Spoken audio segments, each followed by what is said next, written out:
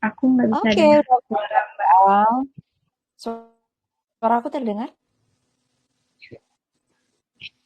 Terdengar tapi Suara aku terdengar? Hah? kayak suara cowok gitu Mbak. Apa jaringan saya? Serius? Kok jadi suara Kalau cowok? Kak Mumu, Assalamualaikum Kak. Karena sudah bergabung, suara suara aku terdengar nggak Mbak kamu? Aman, jelas. Suara Mirda Oh, terdengar, jelas. Mas Mumu? Jelas juga, Kak Mirda. Alhamdulillah, nggak jadi suara cowok. Ih, si Alia mana lagi? Hilang lagi. Oke. Selamat malam, Sobat Ate. Lama nih kita nggak berjumpa. Malam ini masih ada beberapa yang hadir. Ada Ibu Umaymah Hamidah. Dan ada Kak Andi, Kak Nurul. Wah, semakin bertambah aja makin malam nih, Al. Kita tunggu Sobat ATE nih. Lama kan kita nggak bersua. Iya, lama banget. Seneng deh bisa lihat Ibu Kos lagi. Ibu Kos. Oke, kita lihat dulu nih. 2026 antusias di awal tahun kan. Januari 2026. Kira-kira siapa aja yang sudah standby nih, Al? Kita lihat, kita cek di room kesayangan kita. Nah, sambil kita menantikan pemateri kita ya, ada Kak Tias Tasya Augustia. Oke, Kak Mbak Belum Mirda, ada. ini kalau dilihat di roomnya kita itu ada beberapa nama baru ya. Selamat datang, selamat bergabung Betul. di Selamat datang, selamat bertemu. kalau sekarang sih kita sebutnya ngedet educate ya Mbak Mirda ya. Iya. Biar bisa dapat. Ngedet. Dan sejak AT berdiri sampai sekarang kita sudah sampai di edisi 417. Wah, sudah banyak juga ya Mbak Mirda. 417. Betul sekali. Semoga yang kita bagikan malam ini bisa menambah insight lagi buat semua sobat AT dimanapun berada. Yes, betul sekali. Tahun baru pun halamannya juga baru ya. Kalimatnya pun ini kita juga sudah menyesuaikan dengan Gen Z ya. Ngedate. Ya. Padahal ya lebih masih biar lebih kekinian apa gitu. ya, menggairahkan. Wow. Iya. Biar lebih banyak yang join. Oke. Oh, tadi kita udah record belum ya? Udah masuk belum? Udah aku record. Ini Kak Tasya Augustia udah gabung nampaknya. Boleh langsung open cam ya. Halo Kak Tasya, Assalamualaikum. Assalamualaikum Kak Tasya. Halo. Waalaikumsalam. Halo Mbak. Iya. Halo Kak Tasya. Izin memperkenalkan diri ya Kak Tasya. Saya dengan Mirda Kak Tasya dari Sidoarjo. Saat ini berdinas di Sidoarjo. Ya, salam kenal Kak Mirda. Wah, jauh-jauh dari jauh nih. Ada Mbak Alia juga ya ini. Betul. Hai Kak Tasya, saya Alia. Orang Ambon yang bertugas di Ambon. Ya Allah, jauh-jauh sekali ya. Dari saya maksudnya jauhnya. Oh, Kak Tasya lagi di kota mana Kak Tasya kalau boleh tahu? Kayak aku lagi di Bandung, kakak-kakak gitu. Stay-nya di Bandung. Oh, Bandung. Jawa Barat. Baik, di Bandung aman ya Kak? Jamnya sama kan 18.52 ya kalau saat ini ya? Sama dengan India Timur. Sama-sama. Baik Kak Tasya. Izin sebelum kita mulai, ini ada sobat ngedit educate malam hari ini, sobat AT yang sudah gabung. Kami sapa terlebih dahulu Kak ya, izin. Terima kasih banyak untuk semua sobat ATE yang sudah bergabung. Tadi ada Pak Erwin, tadi sudah nampak muncul ya. Selamat malam Pak Erwin. Ini Pak Erwin masih di kantor nih nampaknya Kak Alia. Iya Bapak. Iya. Dari sini nampak sehat ya Pak. Gimana Mbak? Mana Mbak? Lagi sehat. Iya. Alhamdulillah, makanya mau mengontrol microchipping ini biar makin sehat. Nah, Wah. mantap. Mantap banget. Salam Makasih kenal. ya, Kontrol Pak. microchipping Tasya, ya. Mbak Alia. Ya, Bapak. salam kenal Bapak. Oke, makasih ya Pak. Stay tune dulu ya Pak ya di room ya. Nanti kita sapa-sapa lagi. Makasih Pak Erwin. Dengan teman-teman yang lain juga Sobat ATE, kita sudah nggak sabar nih ya Al. Kita mulai aja ya Al ya. Oke, Kata Mbak siapun Mirda. juga sudah nggak sabar nih. Oke, bismillahirrahmanirrahim. Assalamualaikum warahmatullahi wabarakatuh.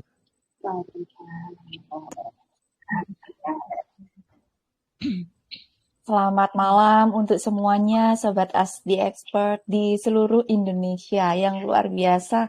Pada malam hari ini, hari Selasa, Rabu ya, udah Rabu nih. Rabu tanggal 21 Januari. Dan perdana nih, ngedate educate yang bersama dengan ATE di Januari ini, Kak Tasya. Pertama kali dengan Kak Tasya dan juga dengan saya Mirda dan juga ada rekan saya dari Ambon Manise, ada Kak Alia. Pada malam hari ini di ASDI Expert ke edisi 417 dengan tema yang luar biasa tadi sudah di-spill oleh Pak Erwin ya. Ngobrol ini. Nah, kita tadi belum menjelaskan nih kenapa kok namanya ngedate educate ya kan. Itu ternyata ada kepanjangannya ya Al ya. Ngobrol kayak ngedate pulangnya bawa insight. Nah, mantap nih. Luar biasa nih. Captionnya ini pasti Mas Mumu yang semuanya bikin kita makin bergairah. Nah, untuk malam hari ini, Kak Tasya nih mau membawakan tentang apa? Tentang microchipping. Nah, sebelum itu, Alia boleh deh dibantu membacakan biografi dari Kak Tasya. Sebelum Kak Tasya kita panggil untuk memperkenalkan dirinya. Boleh, silakan Alia. Baik, terima kasih banyak Mbak Mirda, Kak Tasya, dan Bapak Ibu Sobat AT memperkenalkan dulu di spill dikit gitu ya. Kak Tasya, beliau adalah seorang rekruter, bisnis dan karir coach, kemudian juga seorang dosen psikologi di UM Bandung. Ini nggak apa-apa kalau kami panggil kakak, mohon maaf Ibu dosen. Dan beliau juga adalah seorang founder dan CEO di PT Pojok Meja Kursi Edukasi. Beliau telah melalui pendidikan S1 di UIN SGD Bandung, kemudian S2-nya juga psikologi di UGM, dan seorang Certified Professional Training instruktur level 4 dari BNSP Republik Indonesia. Wah, sudah tersertifikasi dari BNSP.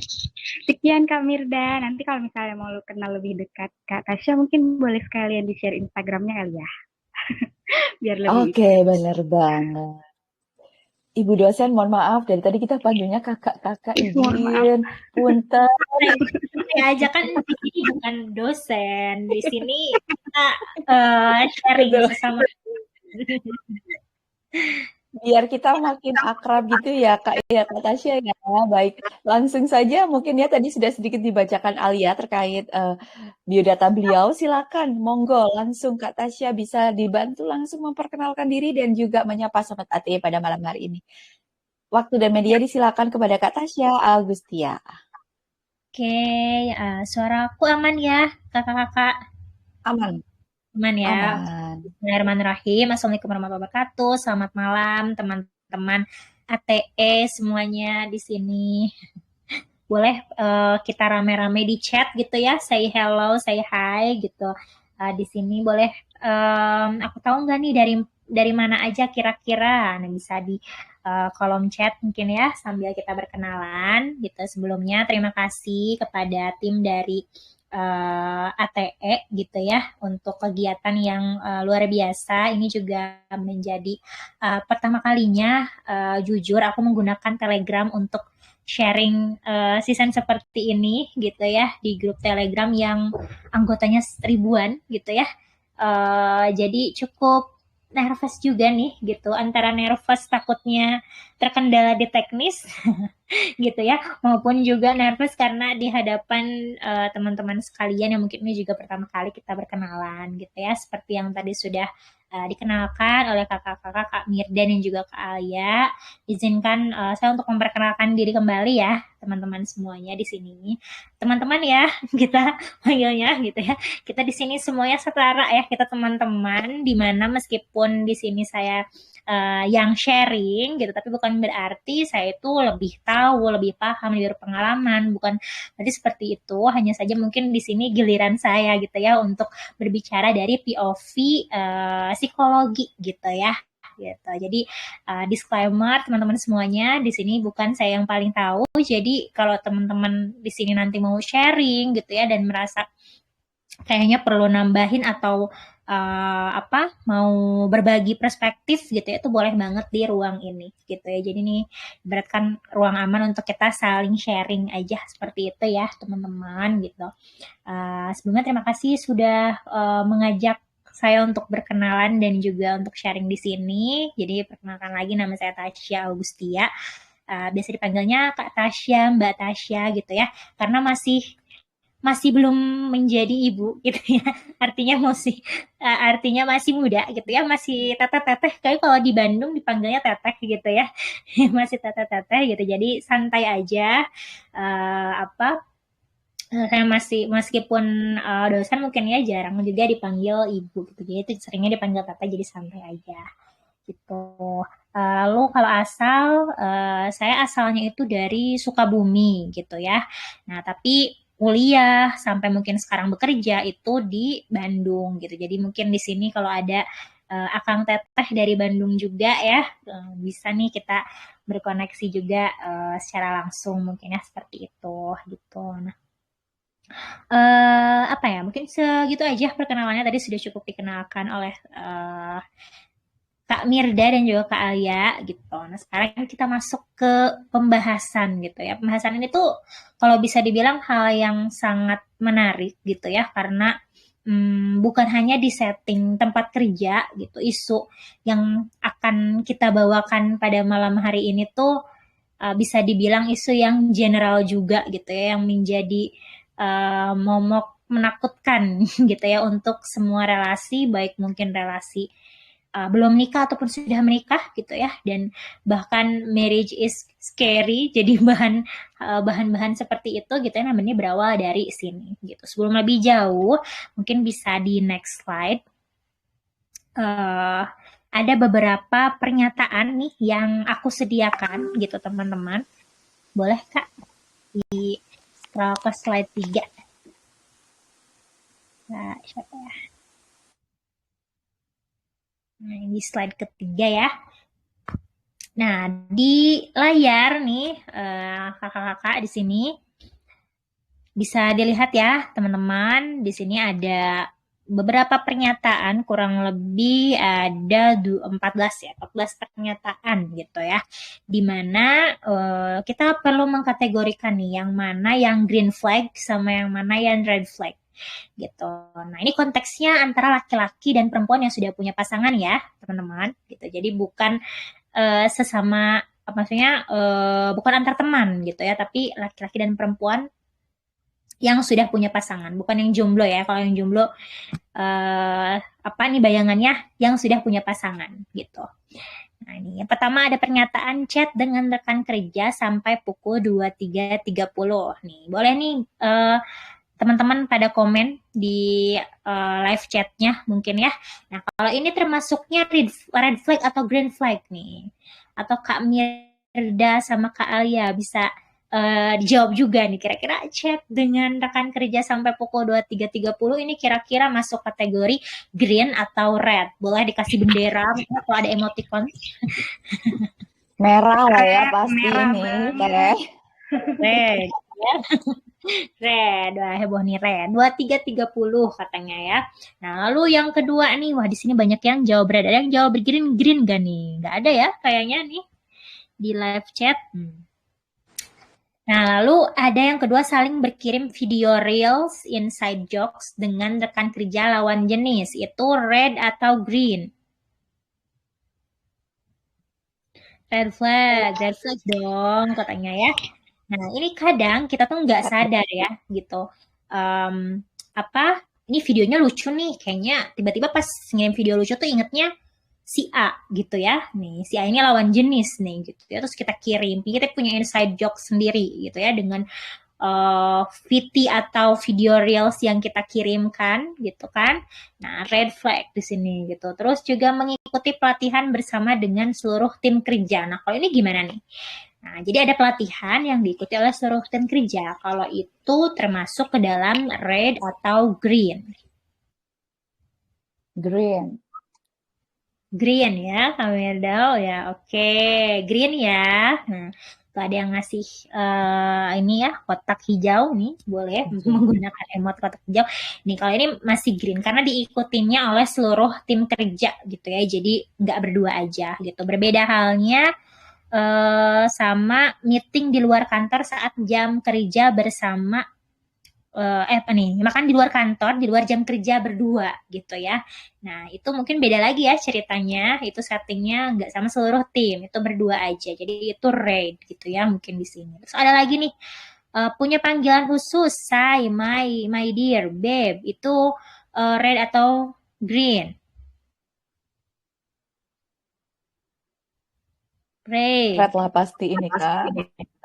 Iya ya, pasti ya kalau ini gitu. Tapi kan ada aja gitu ya, sering sekali kita menemui babe gitu ya, manggil babe ke karena dengan dalih bercanda gitu ya. Kadang ada yang seperti itu. Sering kali kita mendengar ada yang manggil babe gitu ya ke ke lawan jenis, tapi ya ada bercanda gitu ya, karena kita bercanda gitu. Ada menghindari bahas interaksi tertentu di depan pasangan gitu nih. Ada menghindari bahas interaksi tertentu di depan pasangan asli, misalnya pasangan kandung gitu ya. Nah, nah itu kira-kira kalau seperti itu apa red atau green?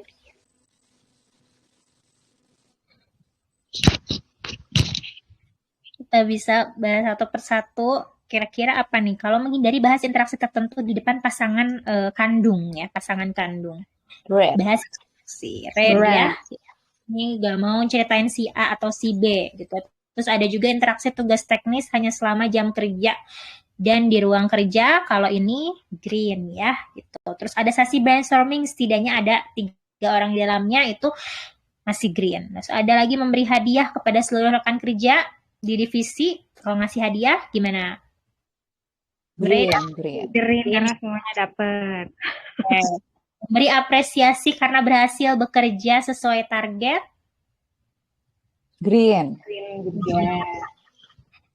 Tapi berbeda halnya kalau misalkan pujiannya itu di pause ya.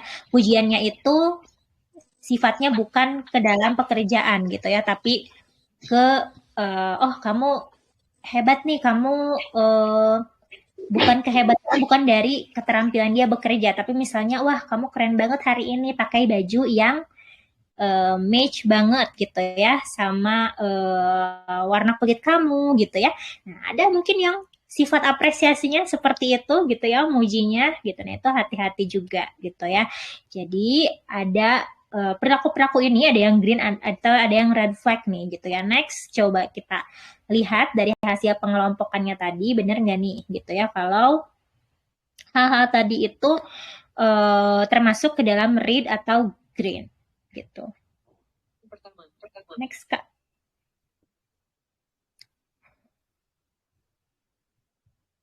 Oke, boleh di next Kak. Nah, jadi di sini ada beberapa tadi dikelompokkan gitu ya, dan kita udah menyebutkan bersama gitu ya beberapa yang red sama yang green gitu. Boleh di sebelumnya Kak. Nah, ini kalau yang red flag tadi chat dengan rekan kerja sampai pukul 23.30 nih, kita semua sebenarnya sepakat ya di sini bahwa kalau chatan sampai larut di luar jam kerja gitu ya, itu termasuk red flag. Terus ada curhat masalah rumah tangga secara rutin pada satu rekan tertentu gitu ya, saling berkirim video real inside jokes. Ini contoh-contoh perilaku yang mungkin paling sering dilakukan gitu, tapi kita kadang nggak sadar gitu kalau ternyata itu tuh udah mengarah ke red flag gitu. Terus ada panggilan say, my dear babe, menghindari bahas interaksi tertentu, makan di luar kantor, di luar jam kerja itu berdua. sering menunggu notifikasi dari seseorang di tempat kerja, juga itu termasuk ke dalam red flag gitu ya. Nah, tapi di sini ada green flag. Green flag itu misalnya salah satunya memberi hadiah kepada seluruh rekan kerja, meeting di luar kantor saat jam kerja, bertanya soal pekerjaan di chat saat jam 17. Mungkin itu ada yang jam kerja sampai jam 17 misalnya gitu ya, atau mendekati setelah pulang gitu masih ada chat gitu, itu masih oke-oke aja. Tapi soal pekerjaan beda lagi kalau jam 17-nya minta diantar pulang gitu ya, pulang ke rumah gitu. Lalu sesi brainstorming setidaknya ada 3 orang di dalamnya. Ada juga interaksi tugas teknis gitu, mengikuti pelatihan dan memberikan apresiasi karena bekerja sesuai target. Jadi ada perilaku-perilaku di sini yang mungkin sebetulnya tadi teman-teman udah tahu ya bahwa itu tuh red, itu tuh green. Tapi kadang kita tuh masih menganggap hal-hal tersebut tuh sebuah candaan. Itulah mungkin yang membuat adanya kemunculan micro cheating ini gitu ya. Tapi untuk lebih jauhnya kita akan bahas secara mendalam di sesi kali ini gitu ya, secara POV dari psikologi sendiri gitu. Kenapa sih seseorang itu bisa menormalisasi mungkin ya perilaku red ini jadi green gitu, dan juga kenapa kok itu bisa terjadi dan bagaimana mungkin kita mengatasi atau juga memberi batasan kepada diri sendiri gitu ya, kepada di tempat kerja itu seperti apa gitu ya baiknya, agar mungkin perilaku-perilaku red flag ini tidak kita normalisasi seperti itu. Next. Nah, jadi di sini, nah ini tapi ini bukan video ya. Nah, jadi masih ingat mungkin sama salah satu kasus yang pernah viral atau tahu gitu teman-teman? Di sini ada selebgram ya kalau ini gitu ya, selebgram Kak Audina nih gitu ya. Di sini ada yang tahu mungkin? Coba di sini share videonya ya. Oke, boleh Kak.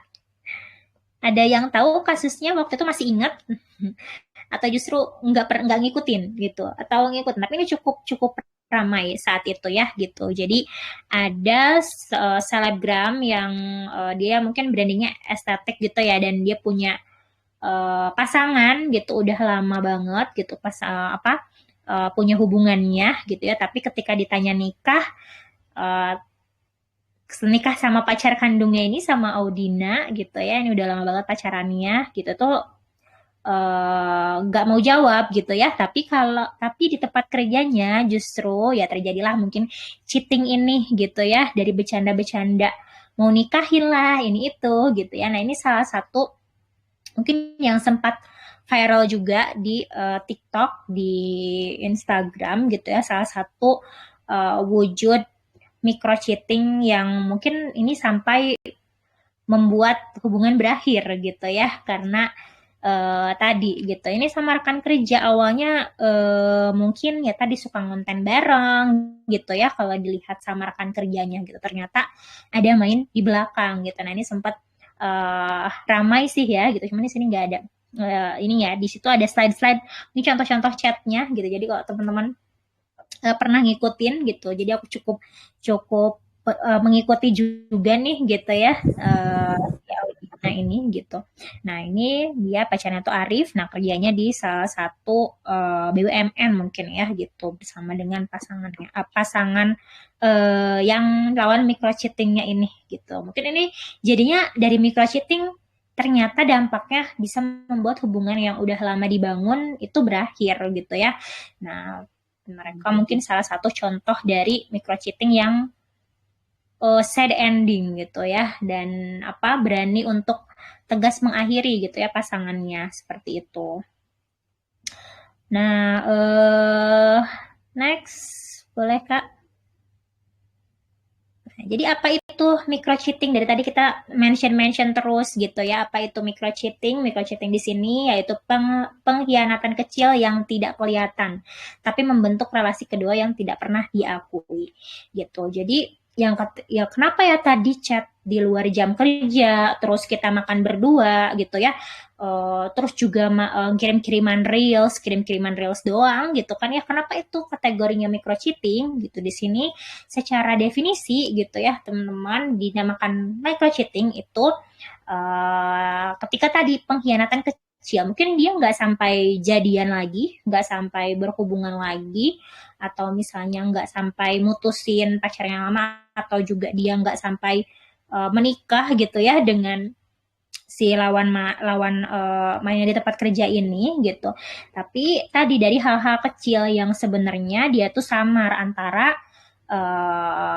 antara dia cheating gitu ya, atau ya itu cuma temenan aja. Jadi abu-abu gitu ya, dimana relasi keduanya itu tentu saja di abu-abunya tidak pernah diakui. Jadi kitanya kadang masih denial gitu ya, denial dimana enggak kok, itu kita cuma temenan aja, ini cuma interaksi kerja, atau aku nungguin chat dia karena memang urusan kerja gitu ya, padahal dalam hatinya bisa aja mungkin tadi nunggu-nunggu karena penasaran gitu ya, nunggu-nunggu karena tertarik dan lain sebagainya, tapi yang nggak diakuin itu ketika dikategorikan micro cheating, atau yang disebut sebagai micro cheating yang akan kita bahas pada malam hari ini gitu. Nah, next, kalau secara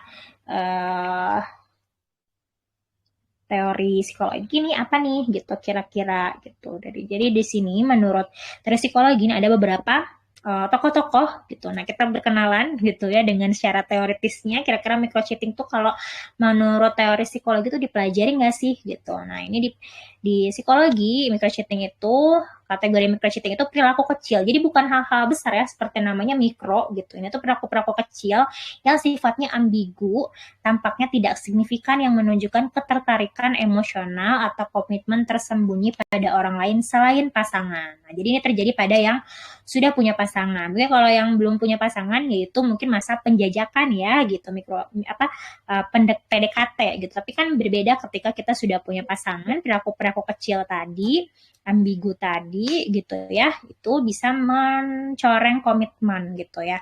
Nah, lalu ada dari headline, dia bilang bahwa ini tuh sebuah boundary crossing gitu ya, dimana micro cheating ini dia ini penembus batas gitu ya, menembus batas, artinya masih diambang batas lah gitu ya, antara abu-abu antara boleh dan tidak boleh gitu. Jadi yang tampak wajar, jadi secara sekilas wajar ya, kirim-kiriman reels gitu ya, balas-balasan chat gitu kan nampak wajar-wajar aja gitu. Kita masih bisa berdalih ya kita berteman gitu ya.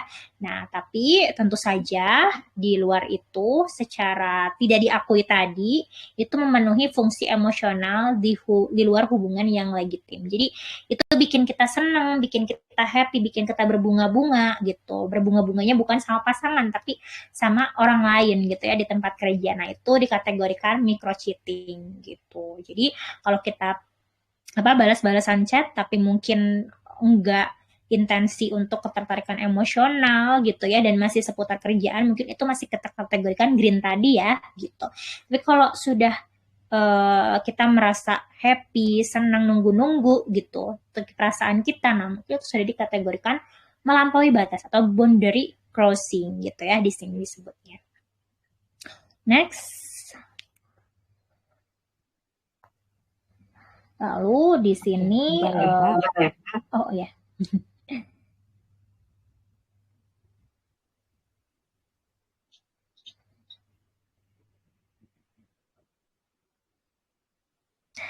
Nah, sudah nampak belum ya?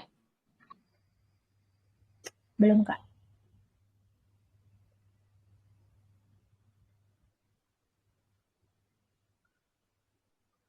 Belum kayaknya. Nah, di sini teman-teman sambil menunggu mungkin ya, di sini kira-kira pernah menemui apa nih di tempat kerjanya masing-masing, mungkin di kantornya masing-masing, entah itu rekan kerja atau mungkin diri sendiri gitu ya, nggak mungkin ya mengakui gitu kalau diri sendiri, mungkin di sini di tempat kerjanya, di kantornya, kira-kira pernah melihat perilaku apa sih gitu ya yang mungkin menurut teman-teman ini cheating atau bukan sih gitu ya. Ada nggak nih di sini yang di kantornya mungkin ya ada yang berperilaku seperti apa yang tadi tidak terkategorikan nih, gitu, tadi tidak disebutkan, nah, kirim-kiriman reels kah, atau suka chatting, atau suka ngobrolnya berdua aja gitu ya. Ada nggak nih kakak-kakak, teman-teman, tempat kerjanya kira-kira perilaku apa nih yang sering muncul di tempat kerja yang mengganggu ya gitu. Kadang kita sebagai saksi gitu ya, atau sebagai orang yang melihat, orang ketiga gitu, itu kadang sadar gitu ya, tapi perilaku ini tentu saja masih ambigu, tadi mau negur nggak bisa gitu ya, karena nggak ada buktinya gitu. Nah, di sini nggak Oh, dia gerak-gerak ya, Kak, ya? sebenarnya enggak sih, Kak, kalau di aku. Wah, ini udah. Di PDF harusnya enggak juga. Nah, jadi ternyata kenapa mungkin materi bahasan ini tuh diangkat gitu ya. Nah, di sini karena lingkungan kerja itu ternyata menjadi pusatnya, tempat lahirnya kedekatan emosional gitu ya. Ini bukan sembarang statement gitu. Ini berdasarkan report atau survei-survei yang menunjukkan bahwa ternyata di sini bahkan di Indonesia itu ada 62% perselingkuhan dimulai dari tempat kerja gitu. Maka mungkin kenapa bahasan ini tuh jadi bahasan yang sangat menarik untuk kita bahas malam ini juga, dan teman-teman ATE juga mengangkat gitu ya, karena memang udah jadi danger banget nih lingkungan kerja tuh gitu, dimana kita kan setiap hari bertemu di 1 kali 24 jam gitu, 24/5 gitu kita ketemu, nggak 24 deng, 7 atau sampai ada yang 12 jam juga mungkin bekerja gitu, dimana dimulainya dari tempat kerja. Lalu juga di sini disebutkan, ada juga survei Popolix bilang bahwa 41% karyawan pernah melihat perilaku mirip microcheating di kantor gitu ya. Nah, ini nggak berani bilang secara gamblang perilaku microcheating gitu, tapi perilaku mirip gitu microcheating, karena inilah yang menjadi masalah gitu ya. Kita tahu itu melampaui batas, tapi kita nggak bisa speak up-nya gitu ya. Kadang itu juga menjadi salah satu faktor utamanya. Mungkin nanti kita akan bahas lebih lanjut. 34% pekerja mengakui pernah chatting di luar kepentingan kerja dengan rekan tertentu. Nah, dan 56% pasangan di Indonesia menganggap flirting digital lebih menyakitkan daripada selingkuh fisik. Nah, kenapa di era ini tuh juga marak banget terjadi perselingkuhan gitu ya. Gak cuma di tempat kerja aja gitu, tapi mungkin dalam setting di sekolah gitu ya, mungkin kalau ada sekolahan gitu ya, di kampus, atau di paling besar tadi tempat kerja gitu. Kenapa ini menjadi isu yang jadi naik gitu akhir-akhir ini di era digital ya? Karena tentu saja gitu, ketika ada digital ini, media komunikasi kan semakin banyak, semakin masif. Kita bisa mengakali berbagai media untuk bisa berkomunikasi tanpa ketahuan gitu ya gitu. Seperti contohnya kasus-kasus yang sudah sering terjadi gitu, ada yang pakai aplikasi Gojek lah gitu ya, ada yang pakai apalagi tuh kemarin gitu ya, Pinterest segala macam gitu ya. Sekarang sudah berbagai sosmed yang unpredictable tuh sekarang sudah digunakan gitu ya. Nah, inilah kenapa semakin hari kita tuh semakin banyak menemui perselingkuhan seperti ini, karena diawali dari microchatting ini dan adanya dukungan digital gitu yang membantu mungkin lebih lebih asik gitu ya, lebih intens gitu kan, dengan adanya telepon atau chat jadi bisa lebih intens ya gitu sebenarnya gitu, dibanding mungkin kita ketemu gitu ya. Jadi kalau ketemu kan di kantor aja gitu, tapi sekarang kan yang lebih intensif bisa melalui handphone gitu. Itulah yang membuat di era sekarang itu semakin red flag banget, banyak terjadi hal-hal red flag gitu ya. Nah, next.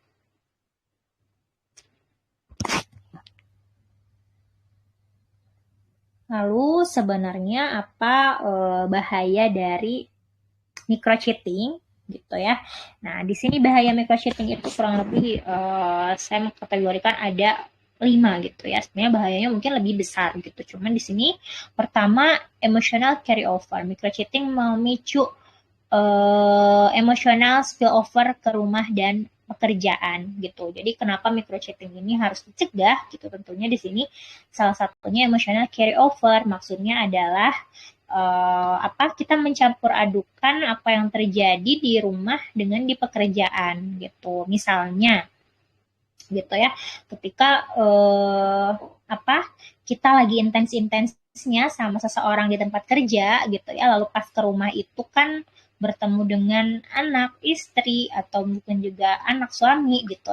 Nah, itu ada perasaan di mana kita happy-nya di sana, terus kesini gak happy lagi, ditampar kenyataan gitu ya. Jadi ada bertengkar lah gitu ya, atau juga jadi nggak merespon anak ketika diajak main gitu ya, dan lain sebagainya. Jadi begitupun dari rumah ke pekerjaan gitu. Karena misalnya di rumah lagi semraut nih, banyak masalah gitu ya, ribut terus sama pasangan di rumah gitu. Nah, pas ke kantor menemukan tempat cerita gitu ya yang lebih nyaman gitu. Nah, itu emosionalnya jadi lebih tersentil gitu ya, merasa kayak ini dia lebih memberikan kenyamanan dibanding di rumah gitu. Itu mungkin bahaya micro cheating yang bisa berlanjut ke cheating, big cheating, macro cheating gitu ya, mungkin yang lebih besar gitu ya, sampai mungkin berhubungan dan lain sebagainya gitu. Jadi yang pertama bahaya tentu saja menyebabkan emosional carry over. Jadinya kan tidak hanya cheatingnya, tapi juga bisa menyakiti, tentu saja menyakiti ya di rumah misalkan gitu ya, ke anak dan lain sebagainya. Lalu yang kedua, profesionalitas menurun. Ini jelas gitu ya, pasti terjadi di mana ketika mungkin nih kita sebagai orang ketiga nih yang melihat si A dan si B ini deketan gitu. Nah, kita kan ngelihatnya ada apa nih gitu ya, antara mungkin favoritism gitu ya, kayak dia cuman baik sama si A aja nih gitu ya, dia pilih kasih segala macam, dan itu jelas akan menurunkan profesionalitas dan kepercayaan tim gitu ya gitu. Selain mungkin kita nggak langsung mengkategorikan mereka ada sesuatu in romantic way nih gitu ya, di setting romantis nih, tapi bisa bukan hanya itu, diawali mungkin dari tadi iri gitu ya, iri hati. Kenapa? Apalagi mungkin kalau itu atasan dengan bawahannya gitu ya, kenapa dia cuma notice si A aja, si B aja gitu ya. Jadi itu bisa juga menyebabkan adanya turunnya profesionalitas dan kepercayaan tim. Dan yang ketiga ada konflik interpersonal gitu ya. Tentu saja dengan adanya kedekatan yang tidak wajar tadi, microcheating itu bisa meningkatkan gosip gitu ya. Gosip-gosip bisa bertebaran. Jadi kalau profesionalitas itu terganggu karena adanya favoritism. Nah, kalau ini konflik interpersonal gitu, dimana dengan adanya kita merasa risih si A sama si B ini terlalu dekat, tapi kita nggak bisa negur, jadinya kita cuma bisa gosip. Nah, gosip itulah yang mungkin merusak juga gitu ya hubungan kerja seperti itu. Dan yang keempat, resiko perselingkuhan. Jadi microcheating ini belum selingkuh ya teman-teman gitu. Jadi microcheating ini masih temenan gitu. Kalau sama jomblo mah mungkin HTS gitu ya. Gitu. Nah, kalau ini kalau sudah punya pasangan ya microcheating gitu, dimana tadi kita temenan gitu. Nah, ini bisa meningkatkan resiko perselingkuhan gitu, seperti tadi di kasusnya Andine gitu ya.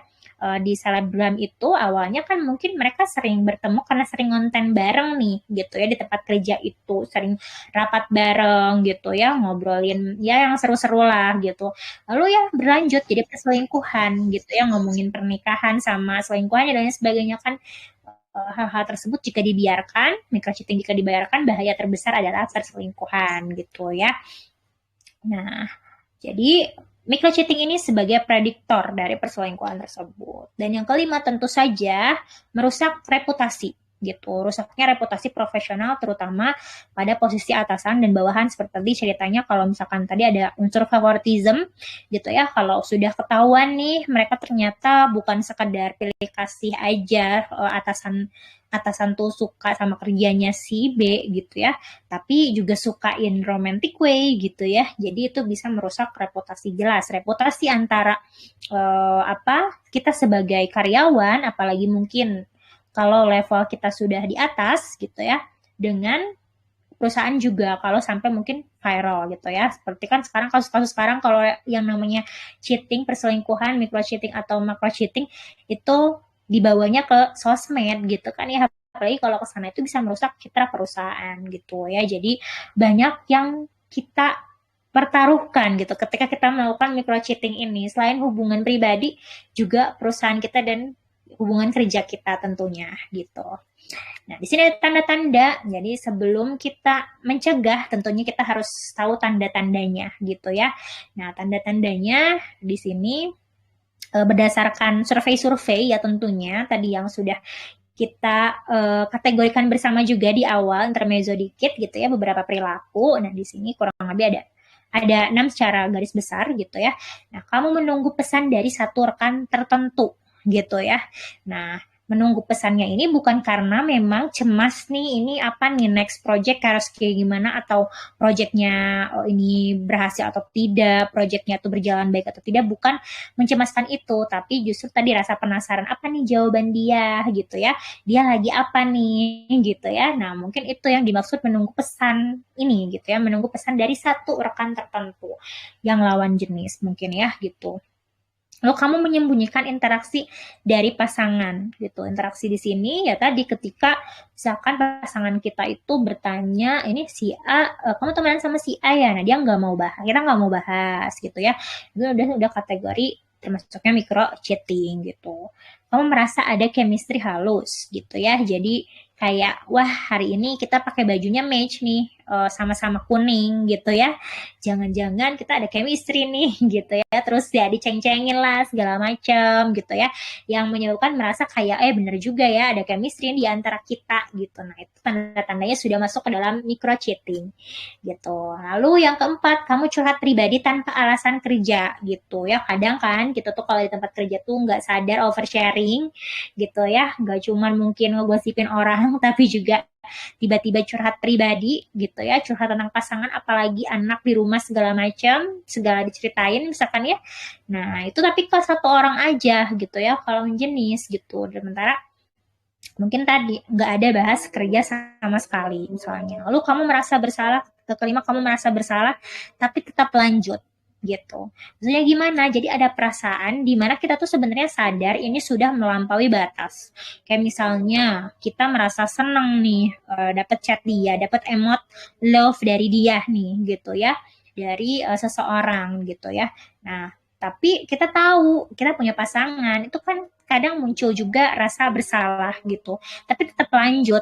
Nah, ketika muncul rasa bersalah tapi tetap dilanjut, dinikmati perasaan itu gitu ya. Nah, itulah yang termasuk kategori micro cheating gitu. Dan yang terakhir, kamu membandingkan rekan itu dengan pasangan. Ini mungkin yang bahaya ya gitu ya. Ketika kita bertemu teman kerja terus merasa, duh dia kok lebih adem daripada pasangan kita ya, dia nggak cerewet kayak pasangan kita ya gitu ya. Nah, ketika hal tersebut kita lakukan, kita rasakan gitu ya, kita sadari, kita pikirkan, nah itulah termasuk micro cheating juga gitu ya. Nah, di sini mungkin ada yang pernah merasa seperti itu gitu ya, sudah kategori micro cheating. Nah, lalu cara membedakan hubungan kerja dengan hubungan kerja sehat dan berbahaya tadi gitu ya. Dari mana sih sebenarnya perilaku-perilaku tadi itu bisa kita bedakan? Nah, tapi mostly teman-teman di sini kayaknya udah pada bisa membedakan semuanya ya dari tadi gitu. Tapi di sini ada ciri-cirinya ketika hubungan kerja sehat itu seperti apa. Nah, di sini pertama hubungan kerja yang transparan gitu ya. Jadi artinya terbuka, kalau kita ngobrolin kerjaan, menghindari untuk berdua gitu ya, kecuali mungkin tadi urusan urgent yang harus itu privacy berdua gitu ya, antara si A dan si B di satu divisi misalnya, ya mungkin itu boleh, tapi mungkin di ruang yang lebih terbuka gitu ya. Jadi artinya tidak ada yang ditutup-tutupi atau kita nggak transparan lah, nggak terbuka gitu ya. Nah, lalu yang kedua, komunikasi sesuai jam kerja gitu ya. Nah, ini menjadi salah satu ciri juga hubungan kerja yang sehat gitu. Tapi kadang kan sekarang isu yang seringkali kita temui saat kerja itu, apalagi mungkin kalau aku kan menjadi dosen, itu seringkali di chat sama mahasiswa atau sama rekan kerja di luar jam kerja ya, kayak malam masih ada yang chat kayak gitu ya. Nah, kadang itu nggak bisa dilepas gitu. Nah, tapi kita bisa menjaga batasan itu gitu sebetulnya gitu ya. Nah, yang ketiga, tidak intens secara emosional gitu dan tidak eksklusif. Maksudnya tidak eksklusif di sini adalah ada perilaku yang mungkin hanya dikhususkan ke si A dan si B, ke si A aja gitu ya. Tapi ke rekan kerja yang lain beda. Misalnya tiap pagi nih kita bikinin kopi nih buat si A gitu ya. Tapi buat si B, C, D gitu ya di divisi kita nggak melakukan hal tersebut. Nah, itulah mungkin sudah red flag kalau kita tadi ada eksklusivitas gitu. Jadi tidak eksklusif, kita tidak membedakan antara rekan kerja satu dengan yang lainnya. Lalu berfokus pada tujuan kerja juga. Artinya bahasan kita gitu ya, kegiatan-kegiatan kita bersama dengan rekan kerja ini itu fokusnya pada penyelesaian pekerjaan gitu ya, bukan hal-hal di luar hal tersebut. Berbeda sama red flag. Kalau red flag itu di sini hubungan kerja yang berbahaya atau mengarah ke microcheating itu ketika ada secretive behavior gitu ya, ada secret behavior. Kita menyembunyikan, ada perilaku-perilaku yang kita takut kalau ketahuan gitu ya. Misalnya tadi ya bahas soal pribadi gitu ya, terus kita berdua aja gitu, atau kita punya inside jokes yang berbeda, jadi nanti ada secretive behavior. Ketika ditanya sama rekan kerja kita, kamu tadi habis ngapain sama si A? Adalah pokoknya gitu ya. Mungkin ada bahasan seperti itu gitu. Itu udah menyembunyikan gitu kan. Kalau misalkan green flag tadi dia mau terbuka, iya tadi bahas kerjaan ini nih gitu ya, bahas project ini nih gitu. Jadi tidak ada yang disembunyikan gitu ya. Jadi kalau sudah ada secret seperti itu, hati-hati. Mungkin itu bisa menjurus kepada microcheating gitu. Selanjutnya itu ada ciri selanjutnya yang red flag itu seperti apa. Itu ada kedekatan emosional yang intens tadi gitu ya, banyak interaksi personal juga, dan eksklusif atau intimate, sama favoritism tadi gitu ya. Jadi kalau mau minta tolong tuh karena percayanya sama si A, ya udah sama si A aja gitu ya, gak mau ke yang lain seperti itu. Itu mungkin sering kali ditemui juga gitu. Itu terkesan kayak anak emas, tapi anak emas di sini yang mengarah ke microcheating tentu saja ya mungkin sudah tidak wajar ke arah romantic way gitu ya. Nah, jadi berlakulah adil di tempat kerja seperti itu. Mungkin itu antara green and red flag. Kita harus bisa membedakan tersebut. Kenapa kira-kira bisa terjadi orang melakukan microcheating itu kenapa gitu? Yang pertama adanya need for validation gitu ya. Jadi ada kebutuhan. Jadi dalam diri manusia itu pasti ada kebutuhan untuk validasi gitu ya. Nah, kebutuhan validasi itu ya dari mana asalnya gitu. Kok ada kebutuhan validasi dipenuhinya sama microcheating gitu ya. Nah, kadang kalau kita sudah menikah misalnya gitu, atau punya pasangan udah pacaran lama gitu ya, mereka itu kan kita, atau apalagi kalau misalkan LDR gitu ya, LDM, kita tuh kan tidak bertemu gitu ya dengan pasangan gitu, dan kayak karena udah lama mah ya udah gitu, kadang jarang muji segala macam gitu ya. Nah, ketika di tempat kerja itu kan kita akan bertemu dengan orang yang mungkin tuh bertemunya saat di tempat kerja itu mereka tahu aktivitas kita, tahu produktivitas kita, dan kadang mereka itu lebih sering mengapresiasi atau memberikan pengakuan atas kerja keras kita. Misalnya, oh kamu udah berhasil nih bikin tulisan 20 tulisan dalam sehari gitu ya. Misalnya di konten nih, udah bikin konten keren banget kontennya segala macam. Nah gitu. Nah, manusia itu pasti tidak lepas inginnya adanya need for validation seperti itu gitu ya. Sedangkan kalau pasangan kita nggak tahu gitu ya, di tempat kerja kita udah berapa tulisan yang dibuat gitu ya, segala macam, kecuali mungkin kitanya yapping cerita-cerita ya gitu. Tapi kan hal tersebut akan lebih responsif orang-orang di tempat kerja memvalidasinya gitu ya, sehingga mungkin tadi ada kebutuhan yang lebih bisa dipenuhi ketika di tempat kerja tersebut. Salah satunya tadi need for validation gitu. Nah, yang kedua ada emotional loneliness gitu ya, kesepian emosional. Nah, kesepian ini tidak selalu hadir pada orang yang belum punya pasangan gitu ya. Nah, kesepian ini justru berdasarkan riset itu lebih sering hadir pada yang sudah punya pasangan gitu ya.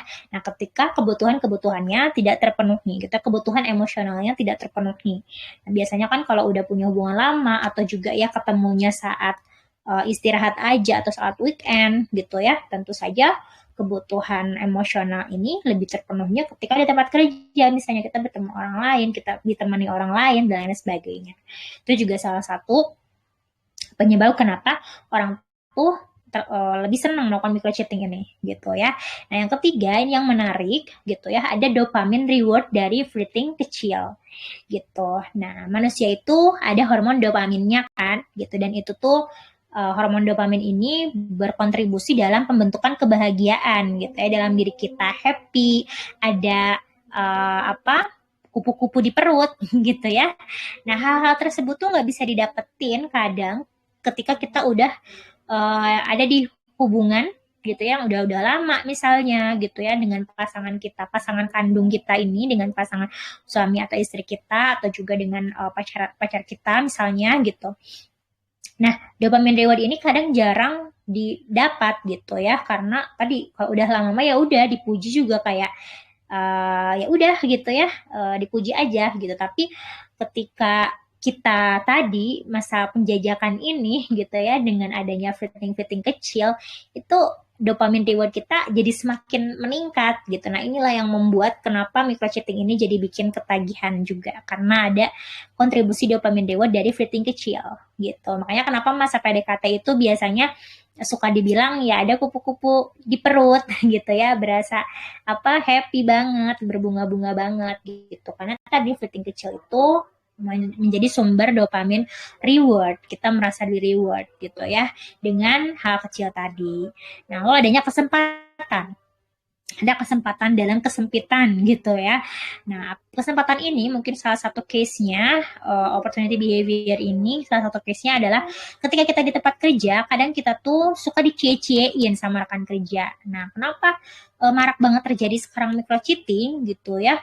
Nah, karena ya tadi bukannya mungkin ditegur atau seperti apa, tapi malah didukung gitu ya. Bahkan sempat lewat gitu ya di TikTok atau apa gitu, ternyata rekan kerjanya malah ikut menutup-nutupi gitu ya, atau juga tadi ikut ngeceng-cengin, kayaknya kamu cocok deh sama si A kayak gitu ya, padahal udah tahu si B ini punya pacar misalnya ya, udah lama segala macam, tapi ya udahlah selama janur kuning belum melengkung misalkan gitu ya. Nah, atau selama suami kamu atau istri kamu jauh, nggak apa-apa nih gitu ya. Jadi ada kesempatan itu gitu ya, lingkungan malah mendukung, malah ngecie-ciein gitu ya.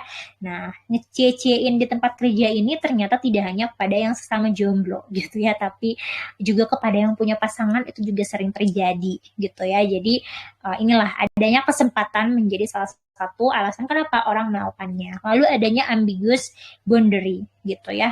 Nah, karena tadi abu-abu banget microcheating tuh gitu.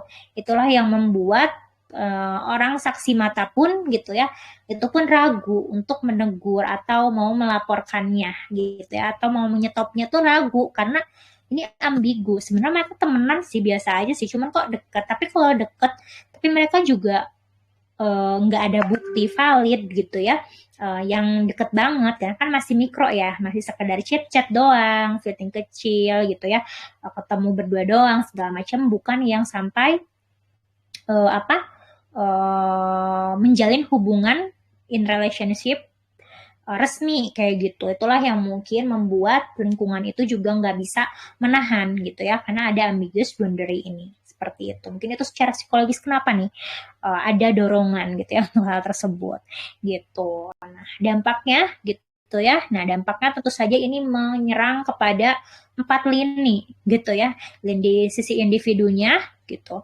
Nah, ini dampak ini tuh itu khususnya kepada kita sebagai pelaku nih kalau individu gitu. Ada rasa guilt, merasa bersalah gitu ya.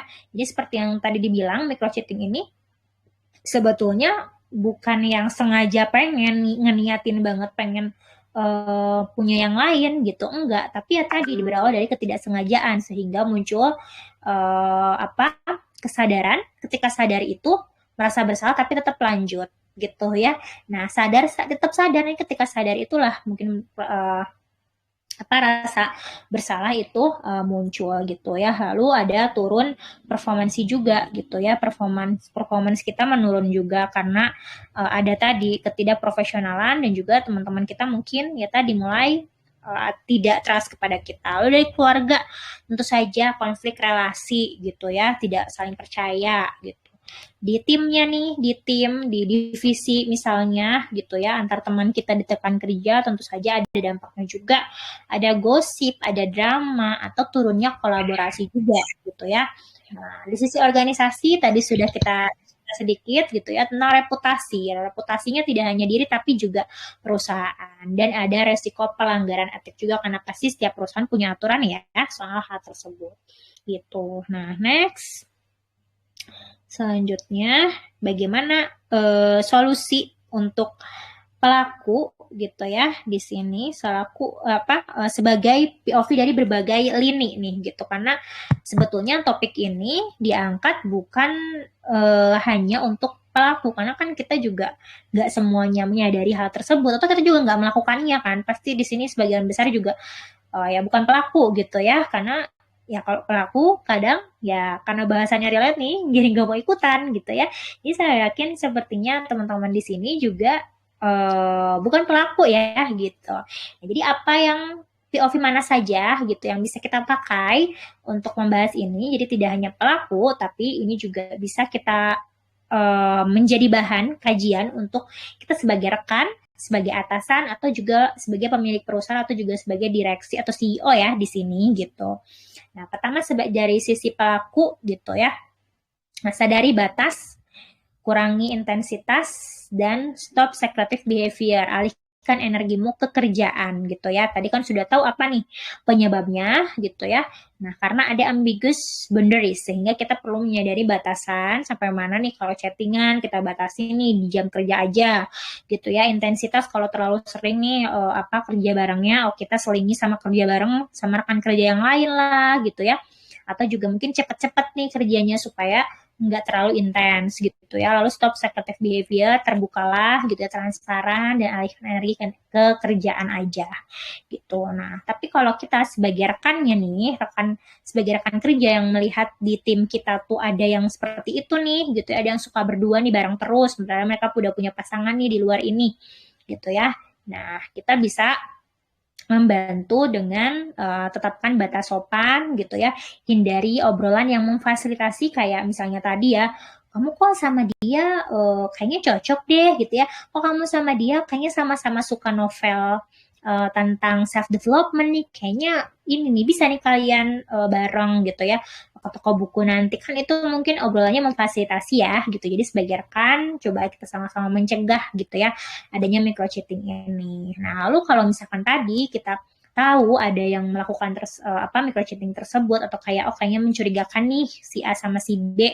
Nah, kita bisa bicarakan dengan HR jika itu berdampak ke kerjaan gitu ya. Artinya tadi udah mengurangi profesionalitas mereka, menurunkan profesionalitas mereka gitu ya, udah mengganggu pekerjaan banget, boleh kita melaporkannya gitu ya ke HR atau mungkin bagian SDM ya di perusahaan atau juga di instansi dari teman-teman. Nah, kalau kita atasan atau juga kita sebagai SDM-nya atau HR, nah kita pastikan bersikap adil gitu ya. Artinya tidak condong mungkin menyalahkan salah satu pihak gitu ya, tapi kita harus fairness, terus juga harus melihat dari berbagai POV juga. Lalu buat aturan yang jelas tadi, dan siapkan modul profesional behavior gitu ya. Jadi kita punya modul kira-kira batasannya tuh gimana sih di tempat kerja gitu ya. Tata cara menghadapi menghadapi atasan tuh seperti apa sih gitu ya, begitupun dengan kebawahan itu seperti apa gitu, alur koordinasinya kayak gimana. Jadi kita bisa siapkan modul tersebut atau adakan ya mungkin pelatihan gitu ya, atau penyuluhan seputar mungkin bagaimana kita menjaga batasan profesional seperti itu. Nah, kalau kita sebagai yang paling atas nih, direksi, CEO dan lain sebagainya, kita bisa melakukan ya budaya transparan tadi, buat SOP dan pelatihan interpersonal etik mungkin ya, seperti itu. Nah, di sini poin penting sebetulnya dari microcheating ini adalah kita bisa mencegahnya dengan set professional boundaries. Gitu ya. Jadi gimana sih caranya kita untuk mengatur batasan profesional gitu. Sedangkan kita tuh orangnya kadang nggak enakan kayak gitu ya. Gitu. Apalagi kalau yang nyuruh tuh atasan misalnya gitu. Pertama komunikasi personal dibatasi gitu ya. Tadi jadi komunikasi personalnya dibatasi teman-teman gitu ya. Kalau ada koordinasi seputar kerjaan meskipun sama si A aja nih koordinasinya. Nah, boleh kalau kita punya grup, nah kita bisa tag di grup terus kayak bilang di situ di grupnya gitu ya. Jadi sebisa mungkin hindari personal chat lah gitu. Kita bisa maksimalkan grupnya. Kalau itu private kita bisa tadi bahasannya ya udah tentang kerjaan aja gitu ya, energinya ke kerjaan aja. Tidak chat di luar jam kerja kecuali urgent gitu ya. Lalu juga hindari conversational intimacy gitu. Kayak kita ada inside joke segala macam. Tadi ya sudah dijelaskan. Nah, lalu tidak menyembunyikan interaksi, artinya kita bisa terbuka sama yang lain juga, sama tim-tim yang lain juga interaksinya gitu. Ya, nggak ada secretive behavior tadi. Tidak eksklusif partnering tadi gitu ya. Nah, ini jadi karena merasa nyamannya kalau kerja tuh sama si A aja, jadi kalau ngasih kerjaan bareng sama dia aja, atau atasan nih, kita sebagai atasan ngasih kerjanya ke dia aja nih, gitu ya. Jadi, kalau bisa hindari eksklusivitas seperti itu, gitu ya. Kita bisa coba berikan kesempatan sama semua orang di timnya, misalnya ya, seandainya kita leader tim. Ataupun juga kita mungkin partner, kita bisa berpartner sama siapa aja, kita terbuka, gitu ya. Nah, lalu pertemuan one-on-one hanya jika perlu aja, gitu ya. Jadi jangan sampai mungkin saking asiknya kita berdua yuk ke kafe yuk kita cerita tentang ini yuk gitu ya. Nah itu kan kenyamanan yang tidak disadari ya hal seperti itu. Dan fokuskan ke konteks kerja gitu ya. Nah fokus ke konteks kerja aja bahasannya jangan sampai mungkin melipir ke pribadi gitu ya kecuali ya kita sama-sama jomblo misalnya gitu ya. Seperti itu. Nah, mungkin sebetulnya itu menjadi akhir dari cerita saya gitu ya soal microcheating tadi dengan cara mencegahnya gitu ya. Di sini ternyata microcheating itu hal kecil teman-teman, tapi ternyata dampaknya itu sangat besar dan bisa merusak tanpa suara gitu ya. Nah, itu mungkin salah satu bahaya dari microcheating itu sendiri. Nah, seperti itu teman-teman semuanya, Kak Mirda dan juga Kak Alia di sini. Silahkan apabila teman-teman ada yang mau bertanya terlebih dahulu, gitu atau gimana?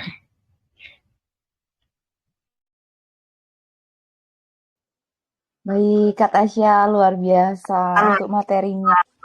Berarti izin Kak, untuk yang slide ini kita stop terakhir di yang tadi ya, yang ini nggak ditampilin dulu? Baik, nanti setelah tanya jawab saja. Oh, setelah tanya jawab. Oke, aku balikin gitu. Yang tanya ya. Oke. Baik, luar biasa. Tadi sudah dibahas ya, Sobat AT terkait microcheating. Jadi memang tadi disampaikan kecil, tapi dampaknya besar. Dan tadi yang disampaikan, kita anggap sepele ya, abu-abu karena ya. Tapi namun jangan sampai karena ujung-ujungnya bisa merusak segalanya. Seperti itu kata Tasya ya. Baik, silakan Sobat AT bagi yang ingin bertanya atau mau ikut memberikan komentar atau mau curhat. Nah, ini mumpung ada Kak Tasya, boleh raise hand, boleh mau, mungkin saya malu gitu kan, boleh chat ke Alia atau ke Mirda, nanti bisa disampaikan ke Kak Tasya. Gitu ya, yuk silakan. Nanti tidak lupa ya Al, kita pilih 3 penanya terbaik ya Alia ya. Udah disiapkan hadiah nih bagi Sobat ATE untuk semuanya yang memang boleh Pak Erwin. Wah, luar biasa, ini salah satu leader kami nih Kak Tasya nih. Boleh Pak Erwin. Makasih Bu dosen, tadi banget ya, mikro, makro, dan lain-lain, ada green flag, red flag. Nah cuma begini, kadang-kadang kan memang ada satu kondisi intensitas pekerjaan itu tanda kutip ya memaksa ada interaksi yang memang harus intens antar staff. Nah dalam posisi apa, kalau bahasa saya pagar yang dalam kondisi apa pagar itu kita harus bangun gitu. Dan biasanya kan chemistry itu memang harus dibangun ya, Kak Tasya, untuk bisa sama-sama berkolaborasi menyelesaikan target yang harus diselesaikan di deadline yang cukup padat itu secara bersama-sama. Jadi kadang-kadang after working hours pun kita tetap tektokan ya. Di culture di BPJS begitu ya, kalau teman-teman tahu pasti mengalami itu. Selesai di kantor ada tektokan lagi, di luar kantor memang pure bahasan pekerjaan gitu. Nah, dan tadi yang gelitik itu ujungnya itu ada kupu-kupu tadi ya. Mungkin sebelum jadi kupu-kupu larva dulu tuh, kepompong dulu. Tapi kan kupu-kupu itu kadang-kadang hanya berterbangan sebentar ya, manusiawi ya. Kata saya kupu-kupunya ada gitu. Karena ini coincidence, tidak disengaja. Dan sebagai manusia kan ya, kalau saya sih bicaranya jujur-jujuran pasti punya itu semua. Itu part of bumbu-bumbunya lah dalam misalnya pekerjaan.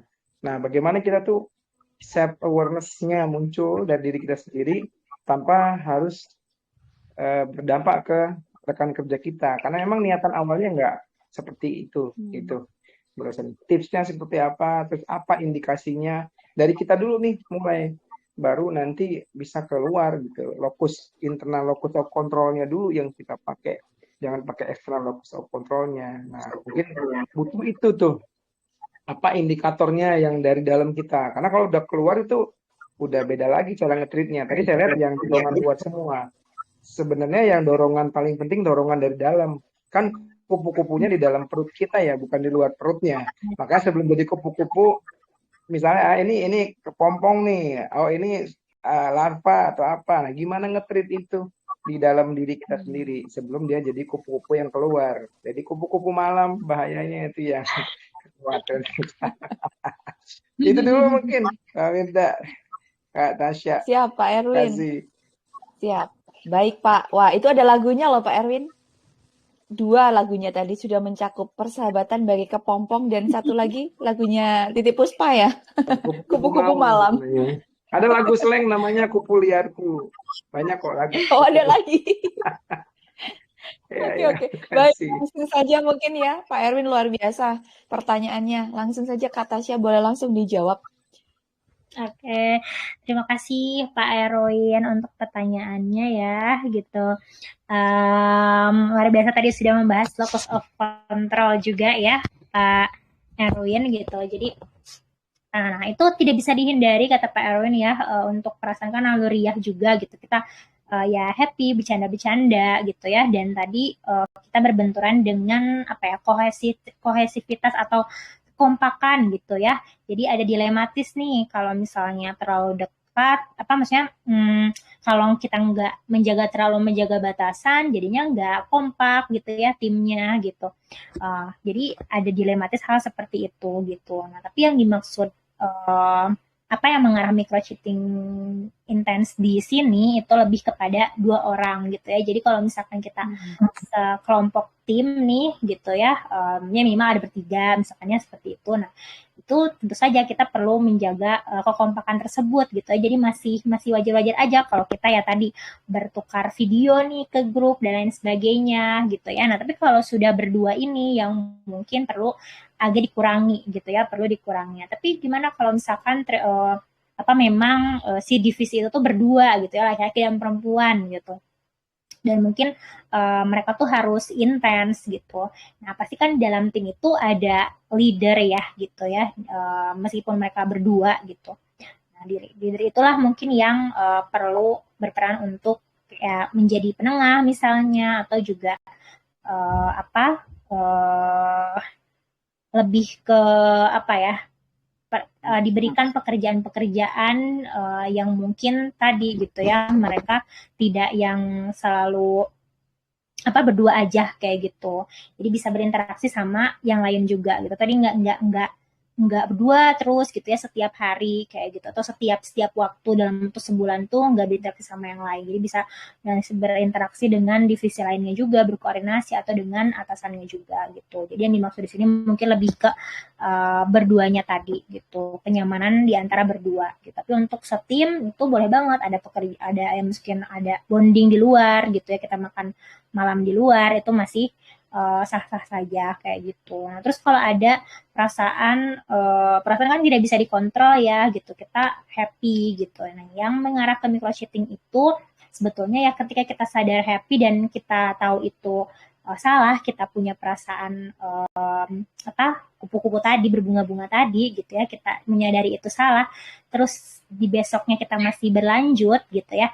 Nah, itulah mungkin yang kategorinya micro cheating gitu. Jadi seandainya mungkin tadi tidak sengaja gitu ya, dan ya happy nih gitu ya, dipuji, kan siapa yang tidak salting kalau dipuji misalnya ya, dipuji cantik atau seperti apa gitu, terus kita salting, itu masih wajar. Tapi ketika mungkin kita tuh terus menunggu pujian itu lagi dari orang yang sama gitu ya, kita ketagihan pengen dipuji lagi, dipuji cantik atau ganteng sama orang yang sama. Nah, mungkin itulah yang termasuk ke dalam micro cheating itu sendiri gitu ya. Jadi kalau tadi menyadari, kalau tidak sadar gitu ya, mungkin itu masih belum dikategorikan micro cheating tadi gitu. Tapi bukan sengaja kita udah nggak usah sadar, kan itu sadar ya gitu. Jadi kalau sudah sadar tapi kita masih melanjutkan dalam kenyamanan tersebut gitu ya, kita masih nunggu hal yang sama dari orang tersebut, satu orang ini, itulah yang dimaksud micro cheating gitu. Bagaimana cara kita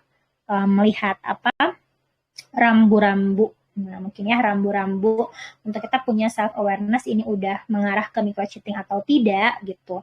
Tentu saja yang pertama ya seperti tadi yang sudah dijelaskan gitu, kita menghindari adanya secretive behavior tadi gitu. Karena kan cheating ini sebenarnya akarnya dari sembunyi-sembunyi gitu. Jadi sebisa mungkin kita ada keterbukaan ya, mungkin sama pasangan kita gitu ya, kita kayak bilang hari ini aku misalnya makan siang nih bareng si A kayak gitu, terus dia cerita nih kalau misalnya dia tuh sama pasangannya begini-begini, misalnya ternyata partner kita tuh tiba-tiba curhat gitu, kan nggak bisa kita kontrol ya, dia tiba-tiba curhat gitu. Nah, kita bisa aja coba cerita sama pasangan kita misalnya gitu. Jadi tidak ada secretive behavior dalam hubungan tersebut gitu. Karena kan kadang mungkin kalau malam atau ada deep talk sendiri, hari ini ngapain aja dan sebagainya gitu ya. Jadi yang bisa kita lakukan adalah dengan kita tidak mengsekret hal tersebut yang mungkin dia tuh mengarah ke hal-hal tadi gitu ya. Nah, mungkin ada sisi di mana kita tuh takut marah atau seperti apa gitu ya. Tapi minimal tadi kita sudah belajar terbuka gitu. Dan rambu yang kedua mungkin ketika kita ketagihan sama hal yang membahagiakan tadi gitu ya, yang membahagiakan datangnya dari orang lain. Yang membahagiakan di sini maksudnya bisa tadi need for validation yang tadi dijelaskan, kebutuhan validasi.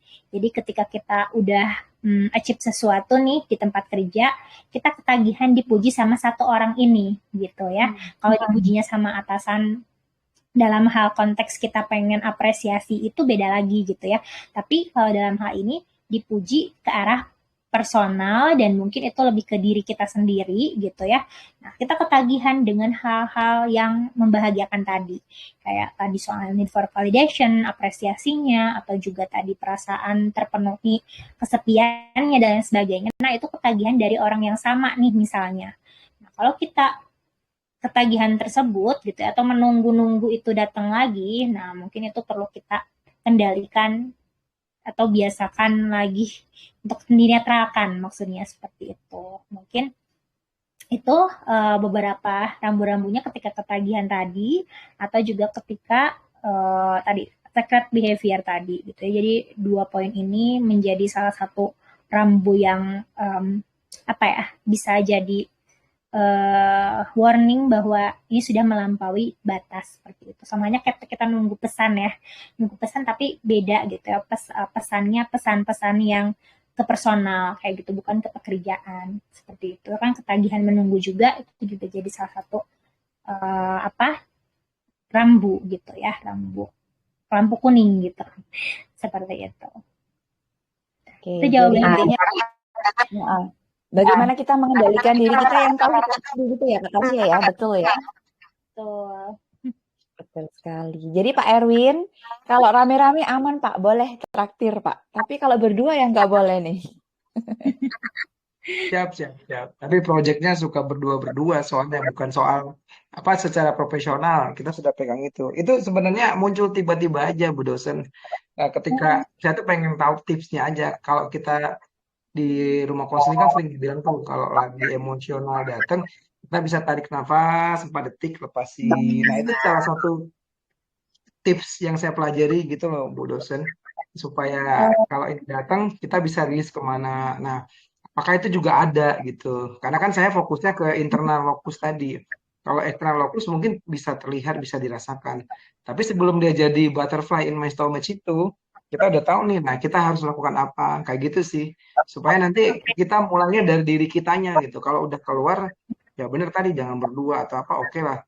Tapi rasakan nggak bisa dibohongi ya. Kalau udah muncul tuh, kita turunin rasanya dengan apa, lari kah, olahraga kah, atau apa, itu sih palingan. Selebihnya udah oke lah.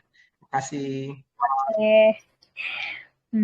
Aku mau nambahin lagi ya Kak Mirda. Jadi kalau saya biasanya, jadi ini orang beda-beda ya Pak Erwin, mungkin tergantung dengan orang ini tuh lebih suka ngapain gitu ya. Kalau saya pribadi, saya tuh cenderung orang yang suka menulis. Menulisnya tuh bukan menulis puitis kayak gitu ya, bukan, tapi lebih ke kayak nulisin perasaan gitu ya.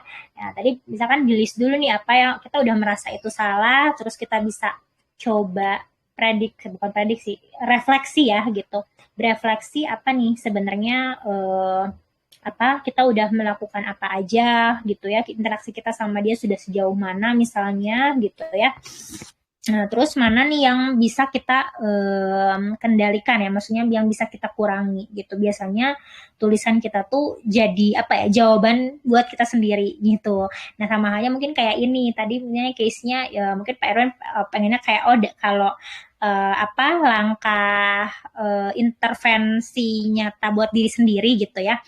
Kalau sudah terjadi hal demikian gitu. Nah, tadi dengan bisa tadi journaling, mungkin istilah itunya journaling, kita nulisin apa aja yang sudah kita lalui gitu ya, terus juga apa yang membuat kita senang sampai ketagihan ini gitu.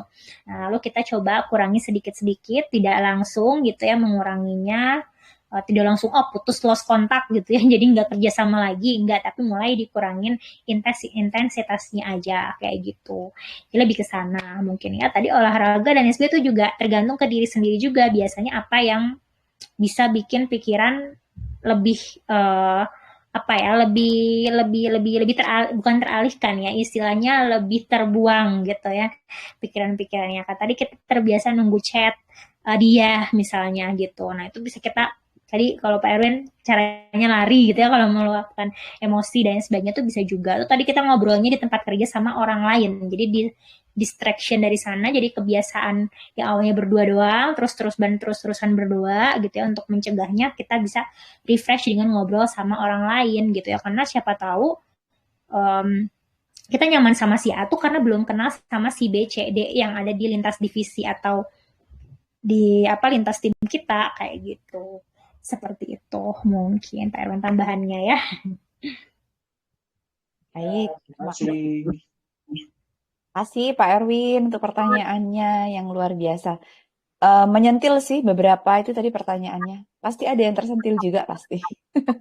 Baik Kak Tasya, ini beberapa sudah banyak yang masuk ya di chat kami.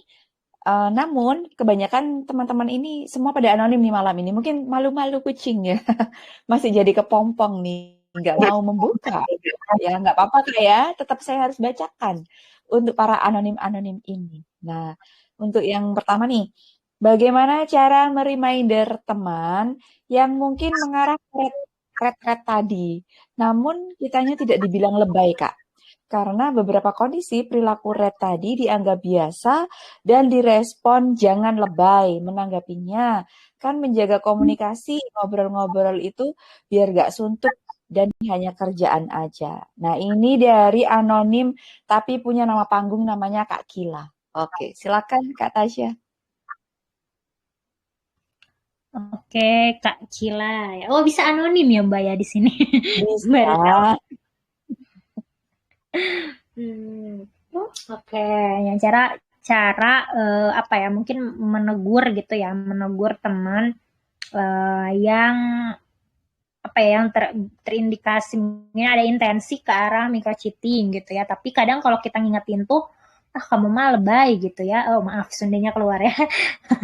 Aduh kamu lebay gitu ya. Cuman gitu doang, padahal kan kita cuma temenan gitu ya. Nah itu mungkin yang menjadi sulit ketika kita sama-sama istilahnya belum tahu batasan gitu ya, belum mengenal batasan wajar gitu ya. Jadi dianya ya berkilah tadi gitu ya dan lain sebagainya gitu. Nah cara untuk menegurnya sebetulnya kalau menegur kayak di kamu nuduh gitu ya. Jadi jatuhnya nuduh kayak kamu deket ya sama A gitu ya. Kamu jangan ada sesuatu ya sama A. Nah mungkin siapa yang nggak akan marah mungkin ya ketika kita langsung dijudge seperti itu gitu ya. Pantas saja mungkin dikatakan lebay segala macam gitu ya. Cuman chatting doang, lain-lain doang gitu ya. Nah, kita bisa secara baik-baik gitu kayak kamu kayaknya udah terlalu sering deh kerja sama si A gitu ya. Kita bisa obrolnya baik-baik gitu ya dengan bilang dulu misalkan tadi kamu kayaknya belakangan ini sering ini ya sama si A atau si B biasanya ngobrol ngapain aja sih gitu kayak kita kepoin dulu aja gitu ya kita tanya-tanya aja dulu gimana respon dia gitu ya apakah mungkin responnya mengarah kayak salting kah gitu atau juga dia tadi nutup-nutupin adalah pokoknya kayak gitu. Nah itu bisa kita coba masuk gitu ya masuk untuk pelan-pelan mengingatkan gitu, hati-hati loh dia tuh udah punya cewek kayak gitu atau udah punya berkeluarga kayak gitu. Jadi mungkin sebelum kita menegur langsung gitu ya, kita bisa coba cek-cek dulu dia terbuka nggak nih gitu ya sama kita soal isi percakapan dia sama si B ini gitu ya sama rekan kerjanya ini yang intens ini gitu. Jadi apakah dia masih terbuka gitu ya kalau misalkan tadi tertutup dan kita bisa coba ingetin pelan-pelan tadi gitu ya hati-hati loh kayak gitu aja jadi lebih ke jangan terlalu too much gitu ya ikut campur tapi juga kita tetap ada riset dulu nih gitu ya mereka bener nggak sih dia menutup-nutupi gitu kan tadi salah satu cirinya adalah secretive gitu ya secretive behavior tadi seperti itu gitu mungkin Kak Mirda. Oke, mantap. Begitu ya, Kak. Kak, dari nama panggungnya nih. Gila. Kak Kila. Oke, Kak Kila. Jangan langsung, Kak. Nanti kita di bidang lebay. Oke. Oke, Alia, silakan. Ada pertanyaan lagi anonim nih. Oke, Kak Tasya ini ada satu anonim lagi nih. Yang ini nggak punya nama panggung, cuman dibilang anonim aja. Apakah setiap tindakan microchipping perlu dikonfrontasikan secara langsung atau ada batasan di mana kita bisa mengabaikannya aja demi kesehatan mental kita sendiri? Silakan Kak Tasya.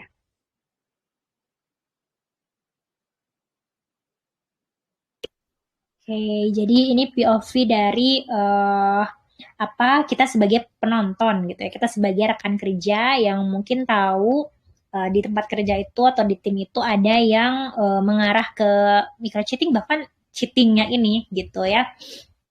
Nah, jadi apakah kita perlu menegur benar-benar kita tuh itu harus diselesaikan gitu ya, harus ditegur ataukah ya udah diabaikan aja karena kalau negur tuh tadi bisa jadi dikatakan lebay gitu ya, dikatakan mungkin terlalu ikut campur juga dan bahkan malah jadi ke kita sendiri yang makan hati gitu ya jadi ribut sama dia lah gitu ya atau juga jadi nggak nyaman kerjanya gitu apa diabaikan aja gitu. Nah, kapan kita harus speak up atau kapan kita harus menegur.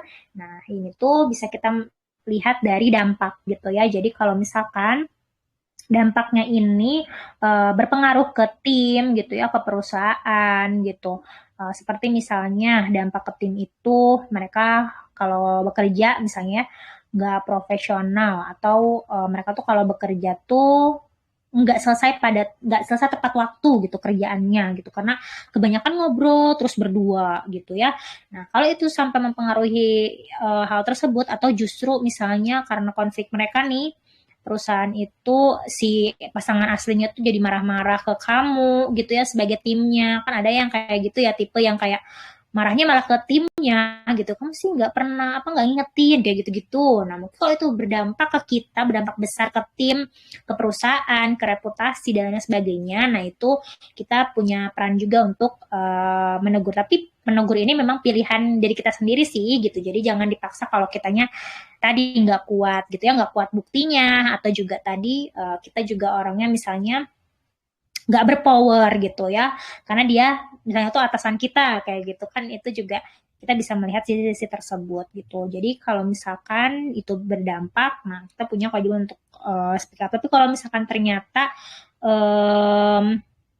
hal tersebut itu tidak mengganggu kenyamanan kamu misalnya ya karena kan diri sendiri ya yang tahu sendiri kapasitas kita gitu ya dan kapan kita harus bertindak itu sebenarnya kita sendiri gitu ya kita tahu memang itu salah gitu ya tapi misalnya kita juga belum punya bukti karena kalau micro cheating ini kalau mikro ini tuh justru kita tuh ambigu apakah benar atau tidak gitu ya. Jadi daripada kita menduga-duga terus dan itu tuh agaknya mengganggu tapi tidak bisa kita kendalikan karena berkenaan sama orang lain, ya sudah, it's okay untuk diabaikan. Tapi kalau misalkan dampak mereka tadi ke kita gitu ya, maka kita perlu untuk bertindak tadi mau mau speak up mau misalkan melaporkan itu bebas ya speak up nggak wajib ya gitu jadi bisa juga kita dengan caranya melaporkan gitu ke pihak ketiga kita yang mungkin itu akan lebih aman sebetulnya kayak gitu. Jadi lihat dari dampaknya aja ke diri kita gitu ya sama ke tim.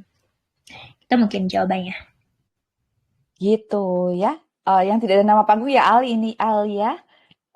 Oke, baik. Tapi memang dalam fenomenanya Kak ya, kalau yang dijawab Kak Tasya itu memang di lapangan itu kalau kata orang tembok aja bisa bicara Kak. Jadi kasak kusuk tetangga itu pasti apa ya terdengar sampai ada kalimat ini ngobrol aja tembok aja bisa sampai nih ke telinga kita. Jadi ya gimana ya harus bisa lebih hati-hatilah kita ya Kak ya betul ya Kak ya. Bijak sama diri sendiri sih. Bijak gitu ya. betul bijak dengan diri sendiri dan bisa membedakan demi kebaikan untuk kedepannya gitulah ya Kak ya. Oke Kak. Satu lagi nih, anonim, dan ini kebagian nama panggung juga, Kak. Nih, karena kita lihat waktu juga sudah lewat ya, tadi dari jam kesepakatan kita, tapi memang seru banget ya, Ali ya. Kalau ngomongin ini akan panjang. Tapi boleh satu ya, Kak ya. Ini, anonim lagi, nama panggungnya Cagia, yang lagi tren ya, Cagia. Izin bertanya, bagaimana jika ada yang ketahuan orang itu pernah microcheat, bahkan sampai selingkuh nih, sudah tahap selingkuh. Apakah sifat tersebut bisa hilang? Saya pernah dengar sekali selingkuh akan tetap selingkuh terus. Dan bagaimana organisasi menyikapi etika tersebut? Ini dalam nih. Gimana Kak Tasya? Oke. Nah, sebetulnya kalau misalkan berbicara selingkuh akan selingkuh terus, ya itu tuh sebenarnya ada risetnya sih gitu ya yang berkata demikian karena setiap perilaku manusia itu berpola katanya ya, tapi kita juga tidak bisa menjudge semuanya seperti itu gitu ya. Sebagaimana kalau orang psikologi itu pasti kita ada kata tergantung gitu ya kalau menjawab tuh kekhasan kita gitu. Jadi tergantung orangnya. Meskipun riset banyak membuktikan bahwa sekali selingkuh tetap selingkuh gitu itu benar-benar ada judul risetnya seperti itu gitu ya. Saya menemukan gitu di luar gitu ada yang meriset hal tersebut karena setiap setiap perilaku kita, mau itu selingkuh atau bukan, itu sebetulnya berpola gitu, termasuk dari cara kita meregulasi emosi kita gitu ya, dan lain-lain gitu. Nah itu tuh dipengaruhi oleh apa? Dipengaruhi oleh regulasi diri gitu ya, kayak kita sulit menahan impuls atau rangsangan gitu ya, mudah tergoda tadi validasinya gitu, cari pelarian dan sebagainya gitu ya, kebutuhan validasi tadi, terus juga cara kita menyelesaikan konflik gitu ya. Biasanya orang yang selingkuh itu tadi ketika dia punya konflik sama pasangannya, dia tuh cenderung menghindar gitu ya, bukan diselesaikan tapi menghindar dengan cari pelarian lain gitu. Jadi sebetulnya bisa jadi gitu ya, yang selingkuh lagi gitu. Tapi ada juga yang mungkin tidak demikian gitu. Banyak juga mungkin yang intinya bertaubat gitu ya, tidak berselingkuh lagi gitu. Nah, jujur pasti sulit sekali untuk yang pernah selingkuh, terus juga mungkin di kemudian hari tidak selingkuh lagi, itu pasti prosesnya panjang sekali untuk menyembuhkan hal tersebut, karena seperti halnya kita kayak kecanduan lah gitu ya akan sesuatu hal yang membahagiakan tadi. Lagi kalau selingkuh tuh kenapa orang selingkuh, karena ada kecanduan dalam hal menyembunyikan gitu katanya gitu. Jadi itu benar-benar kayak ada dalam diri kita gitu. Itu ketagihan karena ada adrenalin kita tuh tertantang kayak gitu ya gitu. Jadi ada sistem hormon juga gitu, kenapa orang selingkuh lagi dan mengulang lagi kayak gitu. Jadi makanya ketika orang tidak selingkuh lagi itu sangat bisa kita apresiasi gitu, karena banyak juga orang yang seperti itu nggak selingkuh lagi gitu, artinya dia sudah sungguh-sungguh bertaubat gitu ya, sudah sungguh-sungguh untuk mau berubah, dan dia tahu dampaknya begitu besar saat dia selingkuh gitu. Jadi nggak semuanya selingkuh lagi kok gitu ya. Nah tapi bagaimana perusahaan institusi itu menghadapinya gitu ya. Kalau di tempat kerja kan ada kalau di maskapai itu yang dipecat gitu ya. Bahkan isu-isunya gitu, kalau kita lihat perselingkuhan di media sosial itu kan ada yang langsung dipecat pilot gitu kan, pramugari dan sebagainya karena selingkuh gitu. Ada juga yang mungkin kalau di instansi selain selain maskapai juga ada gitu ya, yang mungkin masih diberikan kesempatan diskorsing aja gitu. Nah, sebaiknya seperti apa gitu kita sebagai perusahaan. Nah, ini tergantung lagi gitu ya, apakah mungkin ini merusak reputasi kayak pelakunya tuh sesama di dalam internal pekerjaan gitu kan. Kalau misalkan masih sesama karyawan di internal, dia akan bertemu lagi gitu ya, mungkin juga ada konflik-konflik tertentu. Nah makanya mungkin cara perusahaan ini menghadapinya adalah dengan mengeluarkan dua-duanya kayak gitu kan. Nah kalau misalkan ada case-nya adalah salah satu aja yang di perusahaannya, mungkin masih tadi diskorsing aja sebagai bentuk hukuman kayak gitu, karena kan mungkin selingkuhannya di luar ya gitu. Tapi ini kalau case-nya sepertinya yang cocok dibahas adalah case-nya sama-sama karyawan di satu perusahaan. Nah mungkin itu menjadi langkah baik ketika kita memutusnya bukan hanya karena reputasi kita yang tercoreng, tapi juga memutus dengan mereka nggak usah kerja di tempat yang sama gitu. Jadi dipisahkan gitu loh. Jadi dipecat dua-duanya gitu ya. Kalau misalkan kebijakan yang paling banyak diputuskan gitu ya di Indonesia, kalau dia masih sama di internal gitu ya, dengan memutuskan dua-duanya gitu. Nah kembali lagi ke perusahaannya masing-masing sih, bagaimana dampaknya akan terasa, dampaknya gimana gitu ya, diputus ataukah masih diberi kesempatan gitu. Baik, jadi memang kesimpulannya kalau yang pertanyaan dari Cagia tadi terkait perusahaan, ya kembali lagi ke kebijakan dari masing-masing perusahaan. Tapi seperti itu ya Teh ya? Seperti itu ya Teh ya? Iya, betul. Oke, baiklah kalau begitu Kak Alia, Kak Tasya, sebelum kita benar-benar tutup, saya masih penasaran sama satu hal lagi. Boleh tanya nggak Kak Tasya? Nih, untuk dari kita, BPJS Kesehatan ini kan hampir sebagian besar kan anak-anak baru ya, dan juga beberapa Gen Z maksud saya. Kemudian beberapa juga yang memang sudah menikah atau sudah berkomitmen. Nah, ini nih, yang untuk para yang sudah menikah nih, tadi kan bahaya microchip itu seperti itu ya, sudah kita bahas dan kita ulas tadi. Nah, menurut Kak Tasya, perlu nggak sih kita itu memantau atau ngecek HP pasangan? Karena apa? Kita tahu sendiri yang namanya handphone itu kadang kalau kita masuk terlalu dalam, itu akan menjadi timbul suatu masalah baru kan. Nah, sedangkan kita tahu sendiri dalam konteks pekerjaan juga timbulnya yang seperti yang Kak Tasya bahas tadi, juga masalah chat gitu kan. Menurut Kak Tasya gimana? Boleh nggak? Atau perlu nggak sih kita itu secara intens memantau HP pasangan kita? Aduh, berat sekali ya pertanyaannya. Karena ini kembali ke personal gitu ya, Kak Mirda. Gitu ya. Kayak, gini, pasti prinsipnya adalah apa yang membuat kita dan pasangan nyaman gitu ya. Nah, jadi kalau misalkan dari awal nih kita kayak ada kesepakatan, jadi baiknya diskusi sih sama pasangan kita. Jadi sampai di mana mungkin apa ya kenyamanan masing-masing gitu. Jadi jangan sampai kita misalnya ya sebagai istri gitu atau sebagai pasangan pengen mau ngecek tiba-tiba HP dia gitu ya. Terus dia tuh kayak kenapa kamu ngecek-ngecek gitu. Jadi jangan sampai menimbulkan pertanyaan demikian gitu. Jadi kalau misalkan mau ada sistem ngecek-ngecek seperti itu, ya disepakati dulu gitu ya, boleh atau enggak atau seperti apa gitu ya.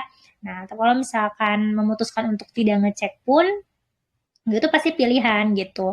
Pernah mungkin ada kata-kata semakin kita tahu apa ya, semakin kita mencari tahu, semakin kita sakit gitu kan ya. Cari-cari penyakit sendiri gitu kan. Nah, betul. Nah, itu ada tipe orang yang seperti itu gitu ya. Saya juga tipe yang seperti itu gitu. Jadi kayak ya meskipun belum nikah ya, maksudnya tipe yang dimana kalau kita nyari tahu tuh akan semakin malah jadi curiga gitu. Padahal kayak chatnya biasa aja tapi malah jadi semakin curiga gitu. Ada yang nggak memutuskan karena itu gitu ya. Jadi kalau menurut saya kembali lagi ke kesepakatan pasangan itu akan seperti apa. Nah, tapi kalau POV saya sekeras apapun kita ngecek apa menahan dia pergi gitu ya kalau memang dia bukan yang terbaik atau dia mau ada intensi untuk cheating gitu ya pasti dia akan cheating meskipun kita sekeras apapun ngecek handphonenya gitu sih gitu. Jadi kembali lagi ke orangnya ini gitu. Jadi ya keputusannya ada di kita masing-masing sih gitu. Apakah mau ngecek atau enggak. Tapi kalau saya punya prinsip kalau dia niat mau kita ngecekin juga dia pasti ada cara lain kayak gitu sih Kak. Benar. Jadi Ya, saya sepakat dengan jawaban dari Kak Tasya ini. Ya, memang benar sekali ya. Kembali lagi ya, nanti malah jadi apa ya? Momok baru kan, jadi mikir-mikir ini bener gak sih? Jadi nambah masalah baru gitu. Oke, Alia, nih gimana nih Alia? Kita udah 1,5 jam bersama teteh cantik kita, Kak Tasya. Hadir Kak Mirda menyimak nih microchip dan sebagainya luar biasa. Sebenarnya kalau pertanyaan pasti akan ada lagi ya Kak Mirda. Karena memang menarik ternyata waktu ya juga cuman yang betul, cuman kita dibatasi dengan waktu. Mohon izin, terima kasih teman-teman dari bagian timur masih stay tune menemani saya. Dan jam berapa di Ambon? 2 jam dari tempat Mbak Oh, Mirda. Mungkin 11 berarti ya. Betul, nanti mungkin di akhir acara, nanti Kak Tasya bisa share-share lagi kali ya, kalau misalnya ada yang mau kita tanyakan, mau curhat dikit-dikit, tipis-tipis ke Kak Tasya, mungkin boleh menghubungi kemana. Kayaknya kita cukupkan dulu ya untuk pertanyaan Siap. dan diskusinya Mbak Mirda. Baik, mungkin seperti itu Kak Tasya. Terima kasih banyak, dan sebelum kita tutup, Kak Tasya boleh closing meeting dulu, bisa ada kalimat Closing penutup untuk statement. teman-teman Sobat AT, closing statement dulu Kak Tasya untuk menutup topik kita malam hari ini tentang microchipping. Oke, terima kasih banyak sebelumnya. Terima kasih juga untuk pertanyaannya. Banyak sekali ya yang antusias mungkinnya dengan tema ini gitu. Nah, closingnya sebenarnya adalah ya tadi ya yang pertanyaan Kak Mirda tadi gitu ya berhubungan sama tadi gitu ya. Jadi kalau kita suatu perilaku itu berpola ya teman-teman gitu ya. Jadi ketika misalkan mungkin kita ada ketidaknyamanan dengan pasangan gitu ya, ada hal yang tidak terpenuhi gitu, maka kita bisa mengkomunikasikan gitu. Jangan sampai kita memilih untuk mencari dari rumput yang lain gitu ya, kayak rumput tetangga lebih menarik gitu Hijau. kan, lebih hijau gitu ya lebih hijau rumput tetangga, meskipun rumput tetangga lebih hijau gitu, tapi kendali ada di dalam diri kita sendiri gitu. Seperti pertanyaan Pak Erwin tadi juga gitu ya, ada kita punya yang namanya locus of control, di mana kita bisa mengendalikan diri kita sendiri dengan kemampuan kita untuk mencegah hal itu terjadi gitu ya. Jadi dikomunikasikan dengan pasangan, bukan mencari kebutuhan pada yang lain, seperti itu teman-teman. Jaga batasan gitu ya, karena batasan yang dimaksud di sini bukan berarti menutup diri gitu ya, tapi menjaga batasan di sini untuk supaya kita bisa tetap profesional dan juga sehat bahagia di tempat kerja, seperti itu. Kalau teman-teman misalkan mau berkoneksi denganku, ada yang mau ditanyakan lagi, itu bisa berkoneksi di LinkedIn di Tasya Augustia, atau juga mungkin di Instagram Tasya Augustia sesuai nama asli saja ya gitu. Tidak direka-reka ya namanya di nama aslinya itu. Atau juga kalau teman-teman di sini mau memakai layanan pojok meja kursi, itu bisa ke pojok.mejakursi di Instagram juga. Kita kami menyediakan konsultasi karir, terus juga ada psikotes online yang tapi meskipun online terjaga kualitas reliabilitas dan juga kepercayaannya gitu ya. Nah ini mungkin ya di sini sudah ditampilkan ada Instagramnya sama TikTok, Twitter ataupun juga WhatsApp dan juga LinkedIn-nya Pojok Meja Kursi gitu ya, untuk layanan-layanan psikologi tadi. Begitupun juga ada yang konsultasi karir, mentoring karir, atau mungkin ingin bertemu dengan psikolog gitu ya dalam setting konseling, itu bisa juga ke kami seperti itu. Atau barangkali di sini ada bapak ibu gitu ya, atau kakak-kakak yang ingin ada seleksi karyawan atau karir mapping karyawan di instansinya, itu bisa juga ke assessment.pmk ini, seperti itu. Itu mungkin sedikit promosi ya kakak-kakak. Gitu. Terima kasih. Luar biasa.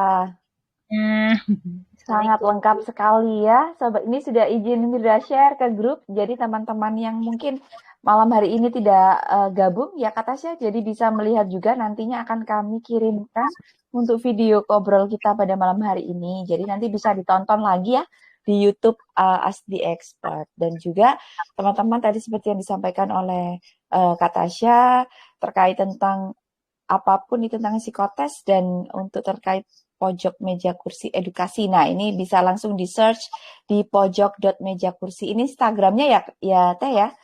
Kemudian ada TikToknya juga, kemudian ada nomor HP. Langsung dikulik aja. Oke, terima kasih banyak Kak Tasya sudah mampir di kami. Dan juga semoga nanti semakin sukses ya Kak Tasya. Sehat selalu, nanti sampai berjumpa di momen-momen selanjutnya gitu. Kak Alia, terima kasih juga sudah menemani kita semuanya Sobat ATE di edisi ke-417. Sampai jumpa lagi di Ngedate Educate lagi di momen selanjutnya. Selamat malam dan mohon maaf juga sudah mengganggu waktunya ya pada malam hari ini. Selamat tidur. Tadi Alia ini kayaknya sedang flu ya. Semoga yang semuanya sedang tidak baik-baik saja, sehat ya. Iya. Mbak, maaf mengingatkan menutup acara, kita foto bareng dulu kali ya. Oh iya lupa. Iya kita belum foto bareng. Apa-apa. Iya emang karena udah baru lagi. Ya. Lupa kita juga belum. Biar ada kenang-kenangan. Betul. Dengan Kak Tasya, bener banget di 2026 ya kan. Oke, nih boleh. Silakan teman-teman open cam dulu. Oke, yang masih berpakaian ini seragam ya. Bu Kristiani masih di kantor nih pakai seragam. Baru pulang. Oke, semuanya. Baru sudah pulang. Syukurlah sudah di rumah ya, Bu ya. Dari rumah Kak Alia. Syukurlah baik. Nah, ini Kak Fabio ini. Kak Fabio udah ambil. Oke. 78. Oke, masih ada lagi. Udah.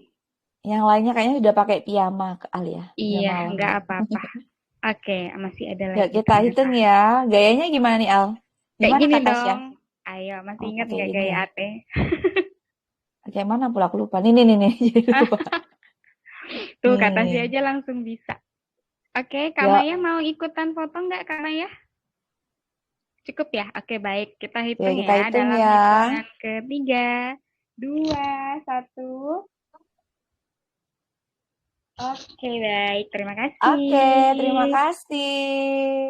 Sampai jumpa lagi Kak Tasya dan juga teman-teman sobat ATE semuanya. Selamat malam. Assalamualaikum warahmatullahi wabarakatuh. Terima kasih Nuwun. Waalaikumsalam warahmatullahi wabarakatuh.